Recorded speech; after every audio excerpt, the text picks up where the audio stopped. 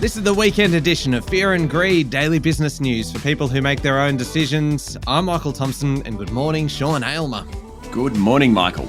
Sean, our weekend show is very different to the weekday show. It's about the two of us each nominating what we think is the biggest business story of the week, the most remarkable business story, a sleeper story, one that's flying under the radar a little, and then our favourite story. It's a competition, of course, so we are joined by a judge to pick a winner, an impartial judge who is not able to be swayed by anything except his own bias. And that judge is our Fear and Greed colleague, Adam Lang. Adam, good morning. Good morning, Michael. Good morning, Sean. Morning, Adam. I'd like just to point out that Michael said we are being joined by our fearless. Oh, God. Eventually we were joined. A little late this morning, listeners, but that's okay. Yeah, do apologise. Anyway. I have no excuse, except I'm going to throw a child with illness under a bus. You know, everyone has a pedant for a friend. Do they, though? You're 1 minute late for the meeting. Pedant, Sean? Yep. You're my friend. And, you know, we were laughing, you know, in the old days, you were 1 minute late for a meeting, you just get that text from Adam. Anyway, Adam turned up in the studio this morning 6 minutes late. It was a joyous moment for Michael and I, who have been known to be late. Adam has never been late. It was excruciating. All 6 minutes of being late were terrible. I won't do it again. I support you, Adam. I agree with your right to be late. Now, Adam, what are your criteria? Today, I will be judging on topicality, timeliness, economic impact, of course, my subjective bias, and we love a touch of melodrama. All of them will be counted. Just a dash of melodrama. All right. Sean, would you like to kick us off with the biggest story of the week? Well. Who would have thought that on the weekend after the winter solstice, we'd be talking about lifting interest rates? Absolutely no one. Well, not many, a few, but not many. But here we are at the end of the week in which the Reserve Bank sounded decidedly hawkish or less optimistic about getting inflation lower given current policy settings.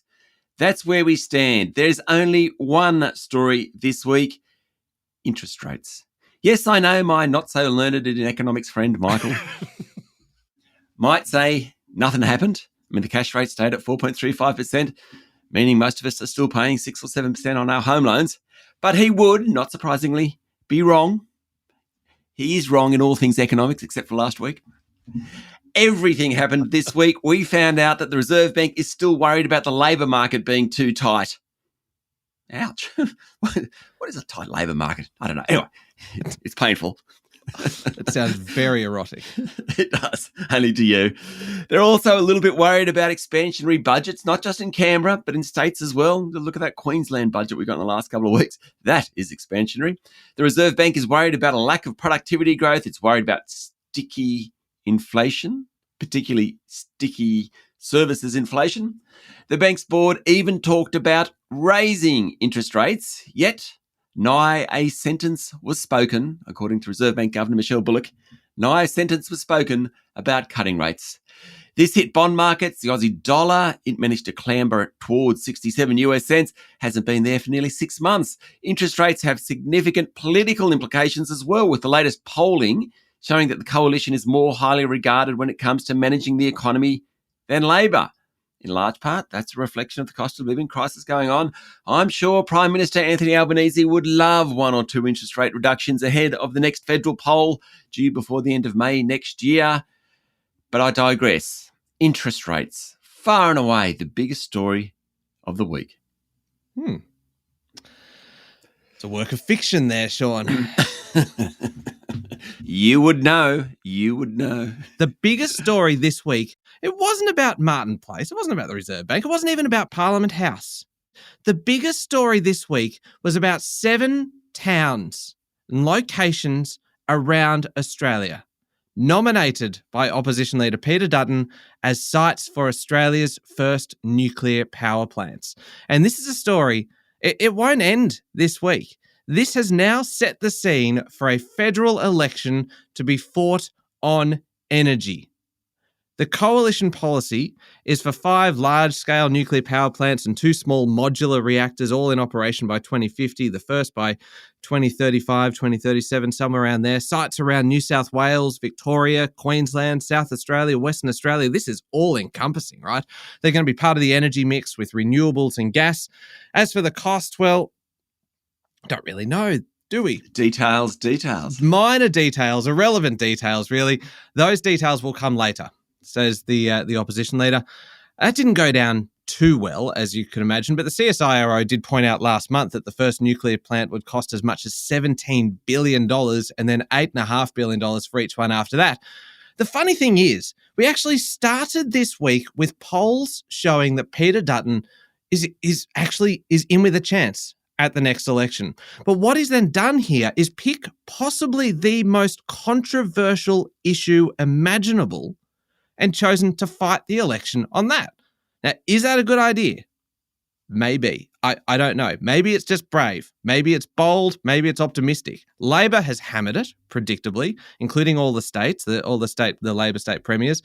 But business also seems a little bit cool on the idea as well, saying that with no delivery projected until the middle of the next decade, it doesn't help with anything in the short term. It doesn't help with kind of short-term emissions reduction or the cost of energy. They're also wary about taxpayers footing the bill for these things. There's a group of international investors, including BlackRock, flagging concerns over the lack of certainty over energy policy. Now, there'll be a lot of kind of NIMBYism over this whole thing. I mean, who doesn't want a nuclear reactor in their backyard, Michael? Well, the funny thing is that I probably don't have the same wariness as others about living close to a nuclear reactor, given that where I am in Sydney is just a handful of kilometres from Australia's only existing reactor at Lucas Heights. Now, granted, this is a reactor that's for research and nuclear medicine, not for power, but still, I don't exactly go to sleep at night worrying about the three-eyed fish, remember, from The Simpsons, Blinky, the three-eyed fish turning up in the river nearby. I'll tell you what we did catch, though, in the river nearby was a fish that had both of its eyes on one side of the body. Turns out it's a flounder and it's meant to look like that. So not blaming that one on nuclear medicine or nuclear power at all. What I do think is interesting here, though, is that we are going to have a really, really topical debate now in this country. It's hard to have a proper debate if you're not considering all of the options. What this does is put nuclear on the table, and because it's an election issue, the people will decide. And I think that is good. I think that's right. But this week, this was the big story, and it will continue to be a monster of a story right up until the election next year. Biggest story of the week. Adam. Wow. So both stories are not just big, they're massive, Michael, in your parlance. So I actually loved the way that Dutton changed the political narrative. Courageous, I would say. Yes. Courageous. So courageous. Very bold, Minister. You know, just the way, because nuclear hasn't been an option in this country for so long. Like, we're fine to dig it up and export it and for others to use it, but we won't do the same ourselves. And so he's totally taken the story and made it his. And Michael, as you said, around the polling about managing the economy, just so interesting the way that the story has actually gone his way. So I'd have to say, well played. Can I just say something? I was the one that talked about the polling and managing the economy, not Michael. Just adding that in. Well, I brought up the polling that showed that he was going to be an actual and don't you think that is quite remarkable that all of a sudden he's like, "Hi, I'm in with a chance here. Let's pick something really controversial and see how that goes." Like, wouldn't you just go, you know what? I'm going to play it safe here. The numbers show I'm actually in with a chance. I'm just going to focus on the things that I do best. It is either brilliant or absolutely stupid. Yeah. So in terms of economic impact, Sean's story has to win. You know, that around the world we're seeing, you know, this continuing brittle story of where inflation is at. You know, the UK is different to Europe, is different to the US and Australia. And we'd love to hear the Reserve Bank of Australia talk about, hey, there's a path towards reducing interest rates. But there just isn't. It's not clear. And so this story this week had to be about interest rates for me. Sean wins. Hang on, sorry, what? The fact that they considered it and dismissed it. I'm not questioning the judgment. However, No. Clearly not. Goodness me, we need avenues for appeal here. This is So I think, Michael, if you had put that the most remarkable story, I think you would have smashed it. No. Speaking of which, Most remarkable. Most remarkable story. Look, I'm going to stay close to home for my most remarkable story. In recent weeks, you know what, Adam? In recent weeks, I've tried stories like Nvidia and Apple. And you know what, Adam? You are right. It's not particularly remarkable, is it? It's very predictable. hang on. It's on the other side of the world. So let's forget You can read between the lines here, Yes, Adam. I can. Let's all unite on this and forget all about the tech giants. And let's look at Australia. Because what was remarkable this week was what happened with China and Australia here in Australia on our home turf. China's Premier Li Qiang held talks here in Australia. Just keep mentioning that. Here in Australia with Prime Minister Anthony Albanese. They were described as candid talks, covering a whole lot of different issues. Mr. Li said that the two countries shelved our differences and could seek common ground. And a lot of good did come out of this. A lot of tangible good came out of these talks, like streamlined visa access between Australia and China, strengthening free trade, restoring all avenues of government to government dialogue. Now that one on its own, that in itself is remarkable. It is remarkable when you think how bad it was even 3 years ago, 2 years ago, when Australian ministers would call their Chinese counterparts and the calls would just go unanswered. So this is great for Australian business, obviously as well, with the Chinese Premier visiting Penfolds for a bit of Grange diplomacy with the boss of Treasury Wine Estate. So we had big business involved here. But what I put to you both here today, that what was truly remarkable about this whole thing was the demonstration of where our differences are still so pronounced. Because we had Australian journalist Cheng Lei, who was detained for 3 years in China on national security grounds, attending the press conference held by the leaders. And there, in Canberra, in our national capital, we had Chinese officials attempting to block her from view, standing in her way so that she couldn't be seen, couldn't be in the same photos as the Chinese leader. It was so bad that the federal government lodged a protest with the Chinese embassy the following day.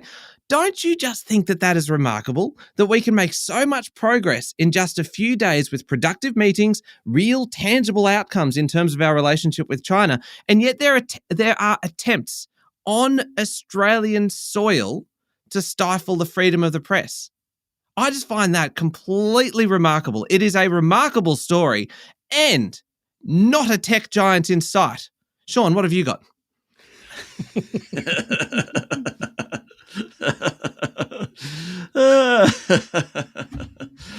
Well, I commend you for your melodrama, Michael.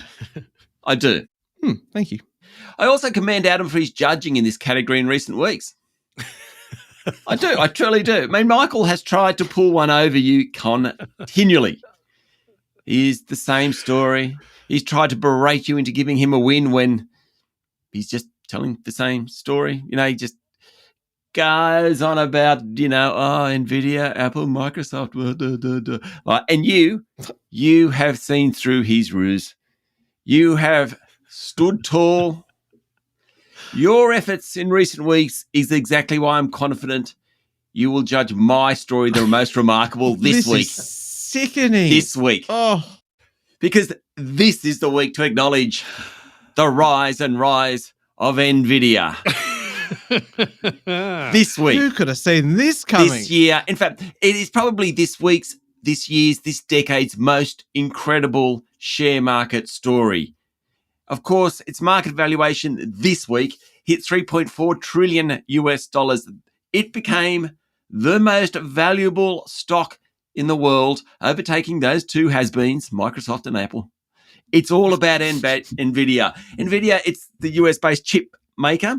it manufactures like the brains for artificial intelligence, debuted on the NASDAQ in 1999. It made the S&P 500, the top 500 stocks 3 years later. It actually took the place of Enron, the disgraced oil trading company. Nice little bit of history there for you, Adam. Since then, of the top 500 of the S&P 500, it has been the best performing stock on Wall Street. It's up 10% in the past 5 days, 40% in the last month, 170% in the past year, 591,078% since its IPO. Adam, if you invested $1,000 in 1999, I've had a mathematician do this for me. You've had stock splits, you've had compound interest. Do you know how much it'd be worth today? Tell us, Sean. More than $1 million. Oh, Warren Buffett, suck on that. That's what I say, Warren. This NVIDIA is what it's all... Yeah, no, I apologise, Warren Buffett, greatest investor of all time. NVIDIA, this is the week that we celebrate it. Mind you, 3 times in its life, NVIDIA's share price has gone backwards by 50% over a 12-month period. So it hasn't always been good. Like, there's some risk involved in that. But this week, Wall Street has a new king. Hail the new king. It's time to give NVIDIA the kudos it richly deserves and wants. Finally, this week, NVIDIA is Fear and Greed's most remarkable story. Adam. Oh. So both are remarkable. Well, that's better than I had hoped for. Both are completely remarkable stories. And look, NVIDIA to me is just so incredible. It continues to be. And I'm actually at the point, and I know I'm not alone in terms of, is there too much dependency here? Like, investors are looking for money to invest. There's not that many places. We've had the Magnificent Seven shrinking down to a smaller number than that. And NVIDIA has been the story of this stock. It is a continuing and remarkable story. I think I have to give it to Michael this week. And the fact that there's so many things going on here. Premier Lee Chung, it's the first visit for some time of that nature. We've got Grange diplomacy and press blocks at the same time. There was just so much going on with this story around the country. So, Michael, I just have to give this one to you for Remarkable Story of the Week. Do you think in 12 months' time we're going to be talking about, remember that bloke from China that came and saw, what was the Prime Minister's name, Alba? No. I think there's a reasonable chance. And Sean and Michael, Jensen Huang. Yeah. Now, he has become a leather jacket wearing rock star in the last 5 years. He's an absolute celebrity. Yeah. He's worth $116 billion. Did you know that certainly the top 5 and most of the top 10 individual shareholders in NVIDIA, so we're not talking about institutional shareholders like super funds, the individuals, I think it's a top 10, definitely the top 5, are all people who are on the board or work at NVIDIA. Oh, wow. That's so cool. Yeah. So you've got all these people who are phenomenally... Does every board meeting start with a high five? Yeah. So How good is this? Where are you up to? Well, so there's like this guy, I think Mark Stevens, his name is, he's an NVIDIA board member. Like, he's got like $9 billion worth or something or other. And then you've got like this... Incredible. Yeah. It's pretty amazing. God, every meeting would just be held remotely from their yachts, wouldn't it? It's just like... Well, imagine waking up every day and feeling like, oh, I've won the lottery again. Look at that. Yeah. So I remember the that the CFO, I can't remember her name. I'll try and Google it while I'm talking to you. So she had like hundreds of millions of dollars worth of stock, and it was a Forbes story. And it they said, "Oh, how much did she sell?" And it's just a mere 50 million she sold or something or other. And I said, "Oh, I've got it here." Colette Kress. So current value of NVIDIA shares 700 million. This is from Forbes. Estimated cash from share sales 50 million. It's like 50 million just for, oh my God. Yeah. Just a so casual much money. 50 mil. Yeah. Yeah. Well done. Anyway. Oh, but you know what? Second most remarkable story of the week. There we go. We'll take a quick break and we'll come back and find... most remarkable story of the year, second most remarkable story this week. Yeah, no, it's a judging anomaly, but we love those here. We'll come back in a moment with the sleeper story of the week.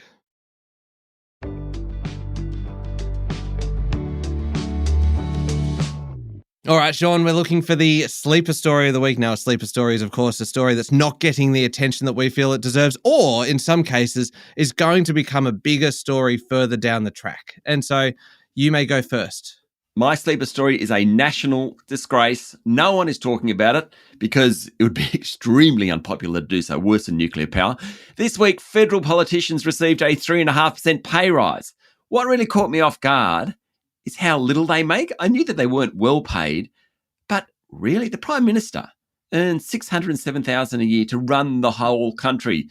That's about 60% of the highest paid federal bureaucrat, who's the boss of the Department of Prime Minister and Cabinet. It's about 2% of what Shamara Wickramanayaka, the boss of Macquarie Group, makes. Opposition leader earns not much more than $400,000. Yet these are the people, I mean, we criticise them, we berate them, we laugh at them, we snigger at the clothes they wear, but they've got to spend months away from home. They carry the weight of policy decisions on education, health, environment, and everything, armed conflict, detention centres, all sorts of stuff. Yep, they're famous, but they ain't got much money. Now, some have. Malcolm Turnbull, he had plenty of money. He was an investment banker before he became Prime Minister. Kevin Rudd, he had plenty of money, mostly because his wife, Theresa, ran a very successful business. But really, I don't reckon John Howard, Tony Abbott, Julia Gillard, I don't reckon any of those guys would be particularly wealthy. I think it's time to give them a competitive salary. Give the Prime Minister $5 million, I say, $3 million for the opposition leader. It's not just about the money. It's actually about attracting higher quality candidates to run the country. I get that politics is a calling or a vocation, but maybe more money might help attract a broader range of Australians to the call of politics. We need to start something here because, let's face it, it's not going to go anywhere. But, in the US, you often find leaders of industry make their money and then they go into politics. And I just think in Australia we need to change it so it makes it worthwhile, financially worthwhile to go into politics. Could you imagine if the pool of people wanting to go into politics was twice the size or triple the size? We'd have much, much better leadership. We're not talking about it, probably never will, hence a very, very good sleeper story. But I actually think it's important that we up the pay of pollies. Yeah, not a word from you two on that. Just absolute. I'm just respectful deference at this end, Sean. I had a snooze. No, it was a good one. No, thanks for condescending. No, you're all right. You do well. I've got a really good sleeper story. I know that yours is good, Sean, but I've got a great sleeper story. And you know why it's particularly good this week? It's because I've commissioned some exclusive fear and greed research to bolster my case. I'll get to that in a minute.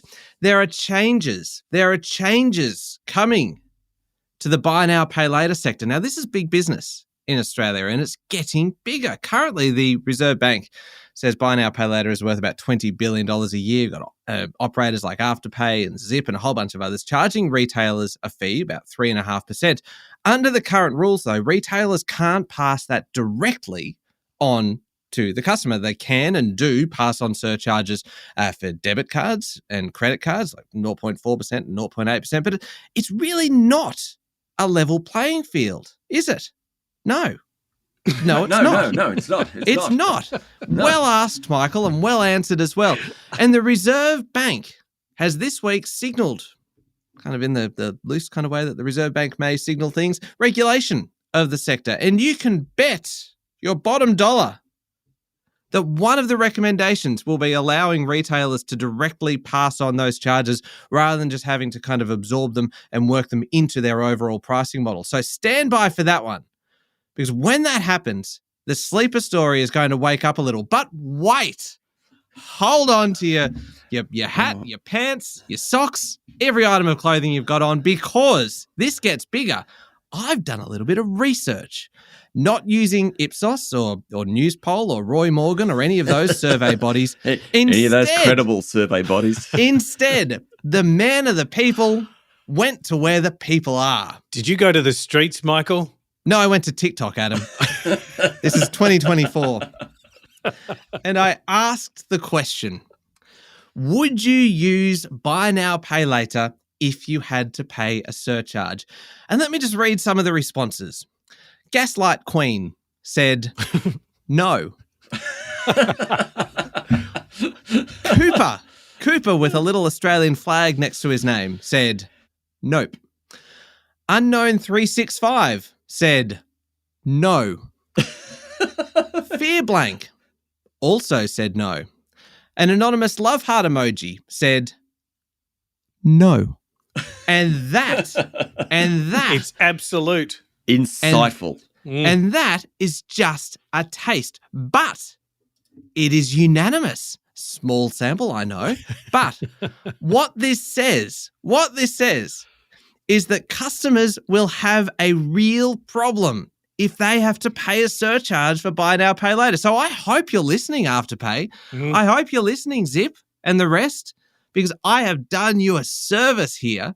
Brace yourselves. This is going to be big. It is the sleeper story of the century. Okay. Slight overreach there at the end, but it's pretty big.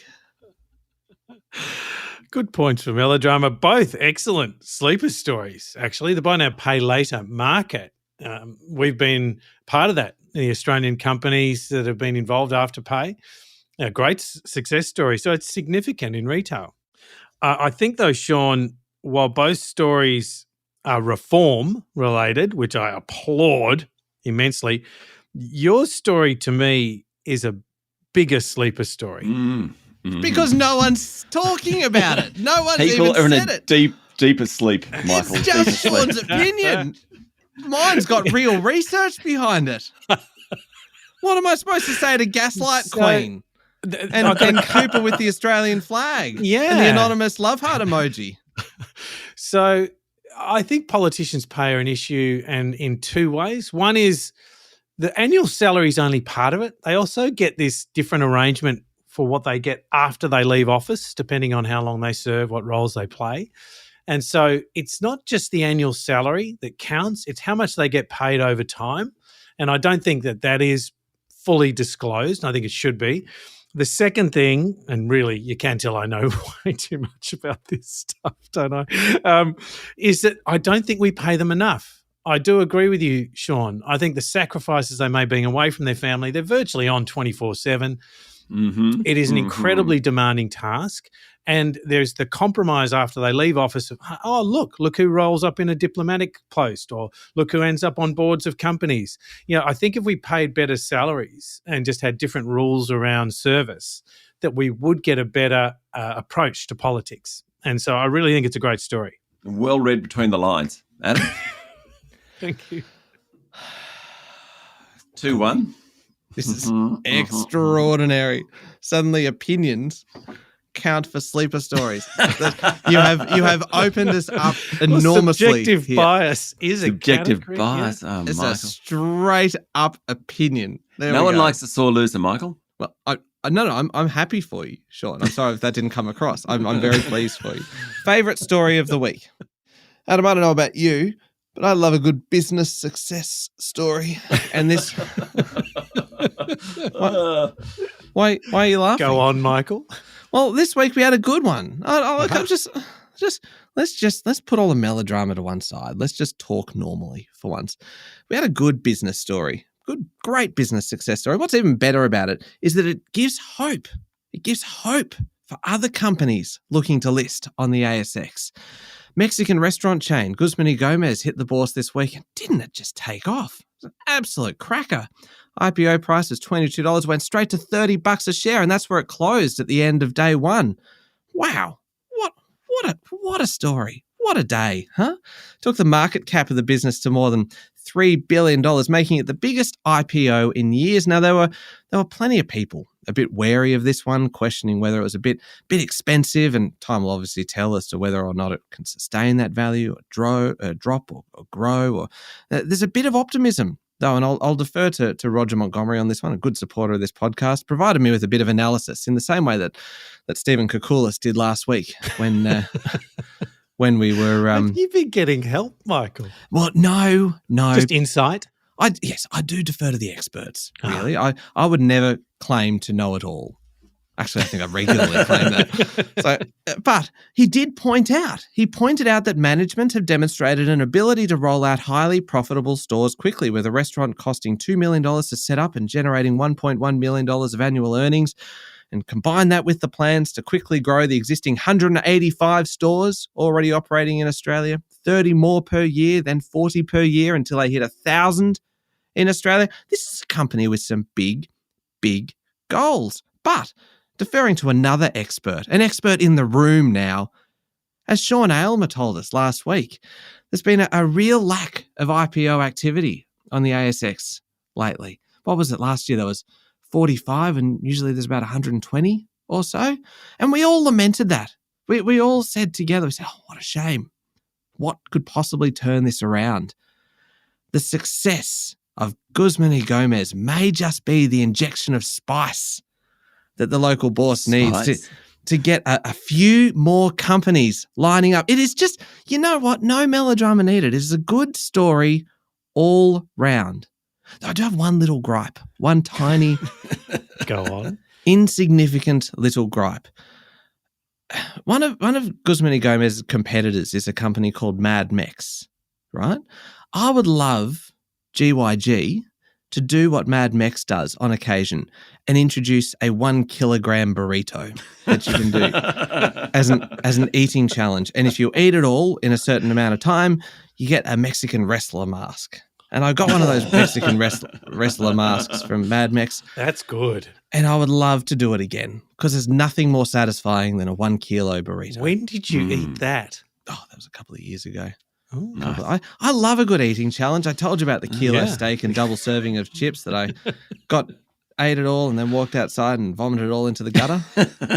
But I got outside the restaurant, so it still counted. So my name still went on the wall. There you go. That is another success story. Sean, what's your favourite story? Well, I'd just like to add to your story just a little bit because we're not an investment podcast. And there's all sorts of people saying that Guzman is trading at an earnings multiple, a forecast earnings multiple way above other fast food restaurants like Domino's and Collins Foods and stuff like that. So just if you are thinking about investing in Guzman, go and see a financial advisor. Just adding that. Michael, I know you love a good business story. However, let's add that. My favourite story this week comes from consumer group Choice because it helps all of us with the cost of living crisis. The federal government's funding Choice to do quarterly shopping reviews over 3 years to compare prices between the big supermarkets. This week, they found out that shopping at Aldi can save customers about 25% compared to buying at Coles and Woolies. Based on a basket of 14 commonly bought grocery items, think milk, bread, sugar, pasta, tea, fresh fruit and veg, stuff like that. Choice used undercover shoppers, which in itself is fantastic, undercover shoppers to record prices from 81 supermarkets. A few IGA stores were in there as well. The cost at Aldi was $51.51.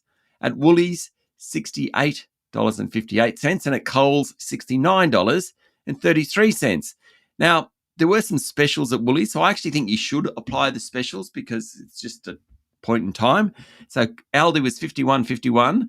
Including specials, Woolies was $64.93. Coles was still the same at $69.33. Broadly, Aldi's cheapest. Not much difference between Woolies and Coles. Data on is a bit scarce on IGA. It's a bit rough including that because most of the IGA stores were in places like Tasmania and Northern Territory where there's less competition. Aldi seemed a bit more expensive, but there's a big caveat on that. What I like is not just the findings, it's what the findings mean for consumers under cost of living pressure and how the retailers themselves will react. Our household this weekend will shop at Aldi on the back of this. Normally we're a Woolies family, but Jack and I have agreed we'll drive the extra kilometre to buy Aldi because 25% is a huge discount. Plenty of others will do the same knowing Aldi is 25% cheaper. Woolies and Coles have to react. They can't get the publicity they've got this week and ignore it. The fact that the government is funding the research also gives the Choice work much more credibility. This research improves transparency across grocery prices, good for customers. This week, Saturday, Aldi also includes reclaimed wood bedside tables, must-have electrical power meters as well. So obviously, any extra money I save, I'll be buying that sort of stuff. But you get my gist. I like this story because this is actually transparency at work. We had a government inquiry, government set up sort of a mechanism for retailers to be more transparent. This will put pressure on Woolies and Coles to drop prices. Great story. Adam.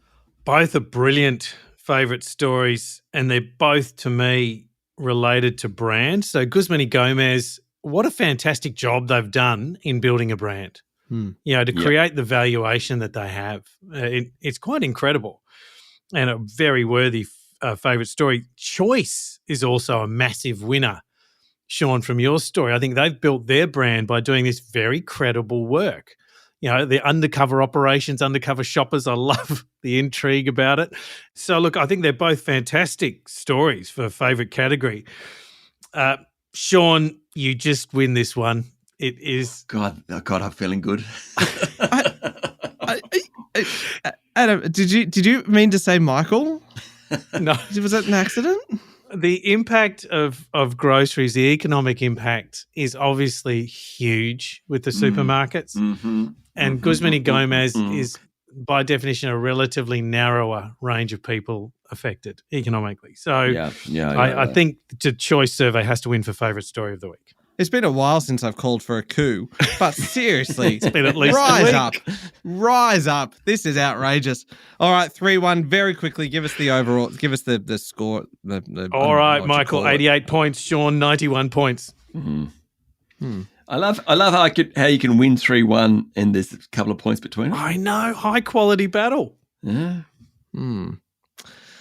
Feels kind of hollow. I wonder if I should do like a 2024, like at the end of the year, to sum up all the scores, not just the story count. No, definitely not. I think I will. Considering anyway. every single one, I'm like 3 points behind, and you multiply that across kind of 50 weeks. That's you were dead even on the story count last week, and Michael, you won the week before. So. Okay, maybe I'm open to it. All right, thank you very much, Adam. Thank you, Michael. And thank you, Sean. Thanks, Michael. Make sure you're following the podcast and please join us online on LinkedIn, Instagram, TikTok, Facebook and X. I'm Michael Thompson and that was Fear and Greed. Have a great weekend.